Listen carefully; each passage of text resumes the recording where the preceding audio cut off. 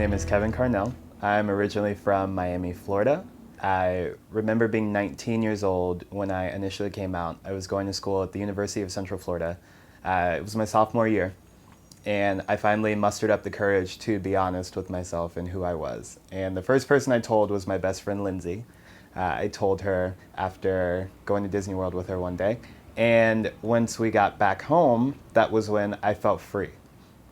And with that freedom came this idea of exploration. I remember Tumblr was something that was becoming bigger, and Instagram as well was starting to become bigger as I was in college. I would see all of these guys with the chiseled abs, like very muscular, beautiful, beautiful men, and they're getting all of this attention, and me, 19 years old, newly out, someone who's not getting any attention, from guys, I felt that that was what I had to do as well to achieve that. So that led to me going to the gym 6 or 7 times a week, sometimes not even taking a rest day, because I knew in my mind I needed to look like those guys that I saw online. It almost became obsessive to the point where I was like, okay, and I would find these guys on Tumblr, start following them on Instagram.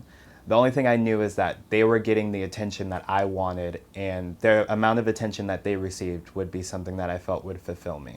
Ultimately, that led to me losing my virginity to someone that I didn't really know very well, simply because they expressed a slight interest in me.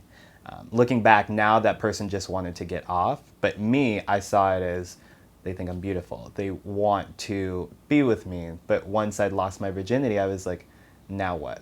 And that led me to downloading Grindr. Hooking up with those guys, it kind of gave me this sense of validation in feeling that, okay, so this is probably happening for the guys that I see online. They're getting all of this attention. They're probably meeting up with guys, they're having sex. I felt like that was what I was supposed to do. And this was meeting up with all of these guys and them being like casual, random encounters. This was what I had to do as a gay man.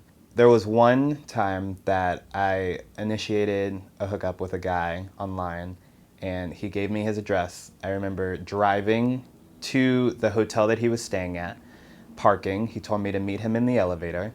I walked up, I met him downstairs in the elevator. He was not very into PDA or anything like that. It was just very transactional. We shook hands. I got in the elevator, it was small talk like, oh, how was your day? We go upstairs to his room, and once everything is said and done, I'm trying to get to know him more and asking him more questions. And he's like, I don't do that. We're not gonna do that. And I literally just sat there, looked around, and was like, I'm gonna go home. That hookup and being dismissed, or the feeling of being dismissed by someone in experiences that were mostly validating, was the wake-up call that I needed. So once I got home, I remember going on my laptop, unfollowing all of the accounts that I would use just to compare myself to other men, and that was when I knew Grindr had to go as well. So a lot of things changed once I unfollowed those accounts, deleted Grindr. My interactions with guys were different. I was able to sense their motivations for wanting to get to know me. And while I applaud them for being upfront, I was also upfront with letting them know that that was not something I would be looking for.